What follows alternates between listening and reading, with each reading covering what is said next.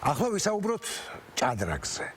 ეს არის ერთ-ერთი უძველესი ინტელექტუალური თამაშის სახეობა, რომელიც ყველაზე მეტად უწყობს ხელს ადამიანის აზროვნების განვითარებას, მისი ინტელექტის ამაღლებას, ძალიან მოკლე დროში ყველაზე სწორი გადაწყვეტილებების მიღებას. როგორ უნდა ვისწავლოთ ჭადრაკი, როგორ უნდა დავიწყოთ, რა არის ყველაზე მნიშვნელოვანი ამ დროს, აი ამ თემაზე სასაუბროთ ჩვენ ყავს არაჩვეულებრივი სტუმრები, საერთაშორისო ოსტატი სოფო ნიკოლაძე და ფიდეს ოსტატი ლუკა კილაძე, მაგრამ სანამ სტუმრებთან გადავიდოდე შეკითხვებით, მე მინდა კიდევ ერთხელ შევახსენო ჩვენს მაყურებელს, რომ 3 მაისს ჩვენი დიდი დედა დედოფლის, შახმატის ჭადრაკის დედოფლის, ჩვენი ყველასთვის საყვარელი ადამიანის ნონა გაფრინდაშვილის დაბადების დღე იყო და მას შეუსრულდა 85 წლის თავი.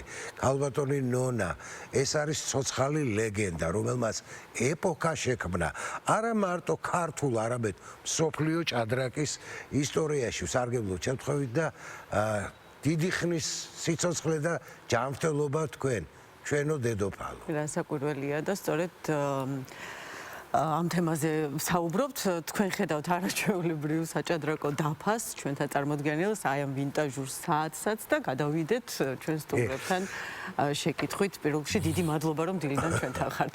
ლუკა, მოდი თქვენგან დავიწყოთ.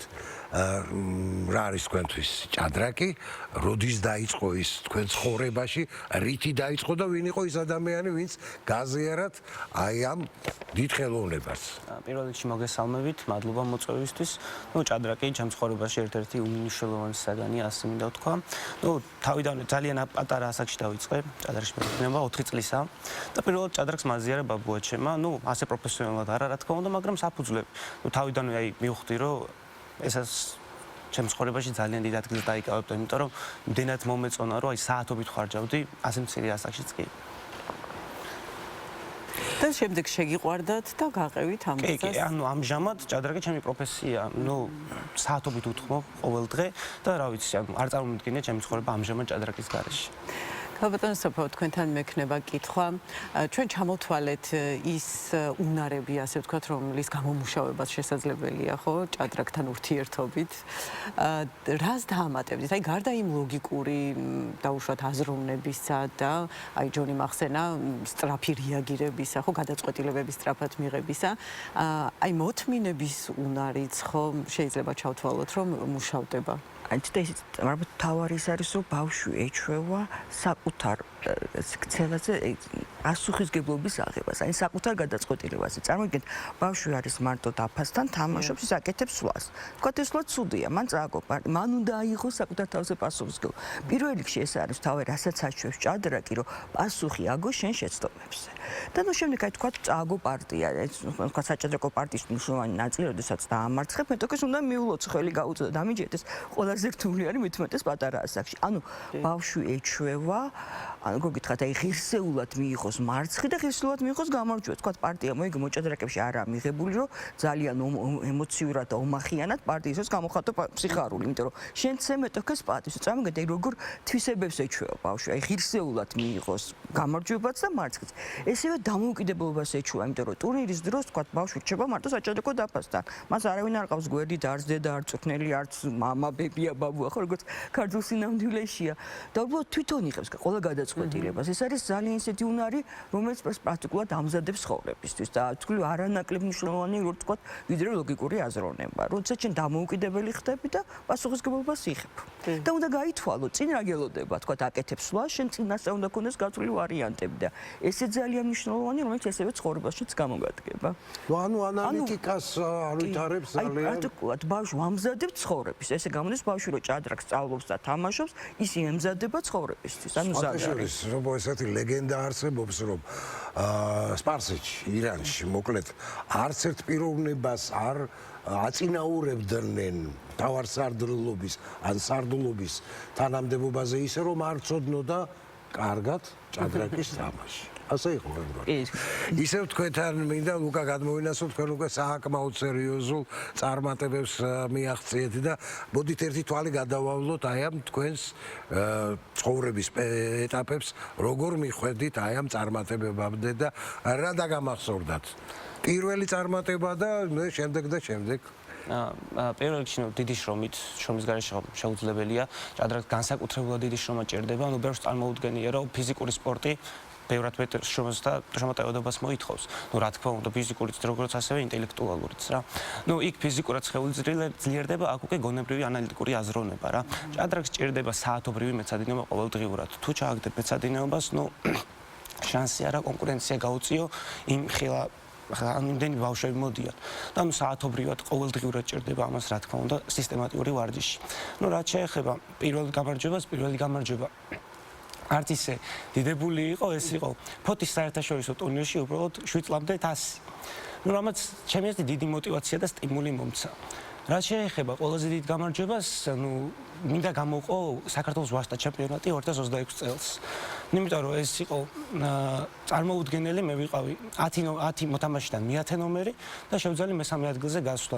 რა თქმა უნდა ეს თქვენ რამდენად წარმოუდგენელია, რამდენად დიდი სიხარული გამოიწვია ჩემში. ასევე მინდა გამოვყო 15 წლამდე მსოფლიო სასკოლო ჩემპიონატი, აქაც ნამდვილად არ ვიყავი წინა რიგებში, მაგრამ შევძელი და პირველზე გავედი. ეს ჩემი აზრით დამსახურება დიდი შრომისა და ამას განვაგრძობ რა თქმა უნდა და ვეცდები რომ მუდამ ასე სისტემატიურ ტემპში.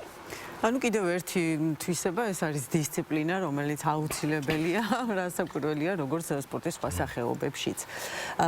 ქალბატონო სოფო, მოდით გადავიდეთ უშუალოდ დაფაზე და განვმარტოთ კიდევ ერთხელ, რას წარმოადგენს ეს დაფა და ფიგურებიც, რომ კიდევ ერთხელ ახლა ბევრია სხვათა შორის ადამიანი გვიყურებს და დარწმუნებული ვარ, რომ ბევრმა იცის თავისთავად ცხადია, მაგრამ არსებობენ ალბათ ისეთი ადამიანები, რომლებიც დასახელებას შეიძლება ისე კარგად ვერ არიცნობენ ფიგურების. ხშირად არის ხოლმე რომ უფროს თაობას ხშირად რუსულ ტერმინებში ერევათ ხოლმე. ესეც საინტერესო იქნება. რამდენჯერმე კიდე აღარ შახმატი კი ეს ხშირია ეს ფიგურების კიდე ესეთი სიტყვა შახი. ქიშის მაგიერ, შახი, მატი თქვა, შამათის მაგიერ და თავარი ყველაზე ძლიერი ფიგურა არის მეფე. ჯერ ჭადრაკი დავიწყოთ რა არის. როდესაც თამაშობ ჭადრაკში, ხან ხედავ მთავარი. და ეს არის პრაქტიკულად ბრძოლა არის იგივე, ბრძოლობს თეთრი და შავი. ეს არის მეფე, ყველაზე ძლიერი შეუფასებელი ფიგურა, პრაქტიკულად ყველაფერს განაგებს.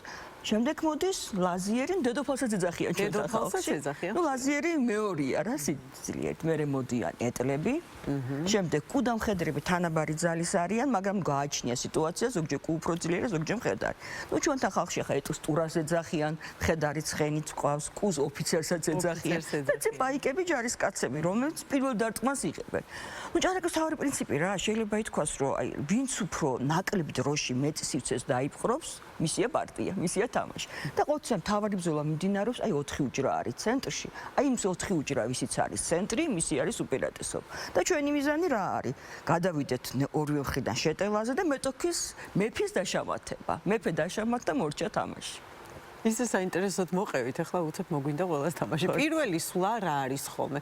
იწყებენ თეთრები და ითვლება რომ ცოტა უპირატესობა ამით რადგან თეთრებმა დაიწყეს თეთრებს აქვს სიმბოლური ესეთ ემოციური უპირატესობა. ვთქვათ რომ შევადაროთ, ფეხბურთში ხო საკუთარ სტადიონზე თამაში და მეტოქის სტადიონს დაახლოებით ესეთის.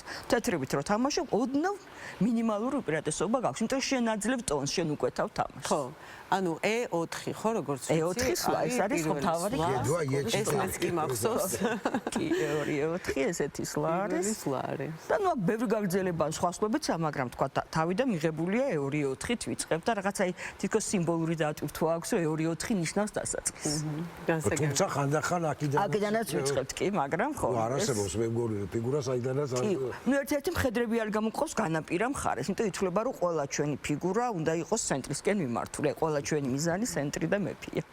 საოცარი თამაშია, რა თქმა უნდა, დიდ მოთმინებასთან, დიდ არც ყველაფერთან დაკავშირებულია, რაც უკვე თქვენ ჩამოთვალეთ და ნიშანდობლივია ასევე სხვათა შორის ისიც, რომ საქართველოში, რა ვიცი, საუკუნეების განმავლობაში პატარ ძალს მზითვებში სწორედ ჭადრაკს და ვეფხისტყაოსანს გადასცემდნენ. თქვენი შეხება როგორ მოხდა ჭადრაკთან? როდის დაიწყო თქვენი და ჭადრაკის? როგორც თქვა პრაქტიკულად დაბადებიდან. დეიდა იყო სოფლიო ჩემპიონი, მაია ჩიბურდანიძე და ძალოვნებურად მინდოდა არ მინდოდა ჭადრაკი მასწავლეს და სულ ჭადრაკს უყურებდი, აი შეიძლება თქვას რაც თავი მახსოვს, აი რაც ჩემი მეხსიერება, ყოველთვის იყო ჭადრაკის ჭადრაკი თქვენს ცხოვრებაში. პრაქტიკულად მაიასთან გავიზარდე და გენეტიკური გინდა არ გინდა სხვა არჩევანი არ მქონდა რა თავი დიდად არ მიყვარდა ამიტომ რომ პრაქტიკულად დამაძალეს და მე უკვე ძალიან შემიყვარდა. დღეს შემთხვევით ყველაფერი ხარ როგორც უკვე აღნიშნა, მარტო მიხვდა ხა თქვა ასაკის უკვე ისე აღარ პროფესიულ სპორტში არ ვარ სამწვრთნელო ჭადრაკის თქვა გაშუქება ფედერაციაში, მაგრამ აი ჩემთვის არის ყველაფერი. აი პრაქტიკულად სულ თქვა ცხოვრება არის რა, აი მიხვდა იმისა რომ ახლაც კი დღეში ერთ საათს ყოველთვის მეცადინეობ ჭადრაკს, თქვა ამოცანებს ხსნი ძალიან მიყვარს, იმიტომ რომ გონებისთვის ფანტასტიკურია, რაღაც სიახლეებს ვეცნობი და ცოტა ჭადრაკსაც თამაშობ საღამობით ინტერნეტში ყოველთვის და ტურნირებსაც ალაგ-ალაგ. აი საინტერესოა კიდევ აი ორივესთან მექნება პრაქტიკულად ეს შეკითხვა, აი მაინც როდიდან უნდა ჩაერთოს ბავშვი ჭადრაკზე, თუ უნდა რომ შემდეგ პროფესიულად გაყვეს თუ დეიდა არ აქვს სოფლიო ჩემპიონი. თუ გენეტიკურად არ ზდევს ეს. მით უმეტეს აი დღევანდელი ბავშვები ძალიან განვითარებულებია. 3-4 წლიდან თავისუფლად შეიძლება. თქო თამაში თუ არ უნდა დააძლო რასაკვირო, თამაში თუ უნდა ასწავლო ბავშვს, ბავშვსაც ძალიან საინტერესოა პრინციპში, ხო აი ფიგურებია, ხო სათამაშოა და აი თამაში ბავშვი ძალიან კარგ უნარებს იცენს და ამიტომ 3-4 წლიდან ძალიან ნორმალურია. დავეთანხმები, ანუ თან 3-4 წლიდან ბავშვი აი პირველ საფეხურებს დგამს და დაიხმარება გონებრივ განვითარებაშიც არა მარტო თუ პროფესიონალად შეიძლება არ მიყვე, მაგრამ ლოგიკურ აზროვნებას აი საოცრად განუვითარებს. მაგალითად აი ბევრი ფაქტი არის, რომ აი ნიჭიც აი ამავე ასაკში დაეტყობა რა ბავშვს მათემატიკურად განხრითაა, თუ რა განხრითაა და ძალიან კარგი არის ბოლო-ბოლო გონების განვითარებისთვის მაინც. სოფო დღეს მთელი მსოფლიო ლაპარაკობს ქართულ სკოლაზე. რაც ქალბატონმა ნონამ დაიწყო და მერე წამოვიდა ის ცნობილი გამოთქმა. ჩემი ახალგაზრდობიდან წამოსული რომ ნებისმიერ შექვეყანაში შეუშვი ჩვენი ხუთი ქალი და მუხლებზე დააჩოქებენ ყველას. აი ესე მოდიოდა.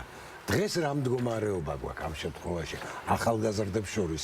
ჩანს ის პერსპექტივები რომ ჩვენ დავიბრუნოთ ჭადრაკის ყველაზე მაღალი წერტილი და მგონი არც დაგვიკარგავს ხო? არა, როგორ არა, მე შეიძლება. სოფლიო ჩემპიონის სამწუხაროდ ჩინელია, ჩინელებმა აიღეს პრაქტიკულად ჰეგემონია ჭადრაკში. ანუ ჩინელებმა შეგვცვალეს შეიძლება ითქვას, ხა თუ შევადარებთ რაოდენობრივად, პრინციპში, მაგრამ ქართულ ჭადრაკს არ დაუკარგავს თავისი ის, ხა ჩვენი ქალთა გუნდი 2023-ში სოფლიოს გუნდური ჩემპიონატის გამარჯვებული იყო, საკმაოდ პერსპექტიულები. უბრალოდ რაღაც პერიოდი თითქოს აი შენელდა ჭადრაკის განვითარება, მაგრამ ხა დღევანდელი ფედერაციის მესვერუს პრეზიდენტი ყავს აკაკიშვილი, მას აი ძალიან პრაქტიკულად შეიძლება ითქვას რევოლუციური შემოიტანა ჭადრაკში, იმიტომ ისე მოხდა რომ ესეთი კარგი შედეგები რო ქონდა სულ წარმატებით, თითქოს აი სამწვრთნელო განვითარება შეჩერდა ცოტა და რაღაც ამიტომ ცოტა რაღაც ჩავარდნა იყო პერიოდი და ახლა იმდენად დიდი სამუშაოები მიმდინარეობს აი თანამედროვე სისტემები დაინერგა სწავლების, რომ იმედია რომ მალე ისევ ჩემპიონის წოდებას დავიბრუნებთ.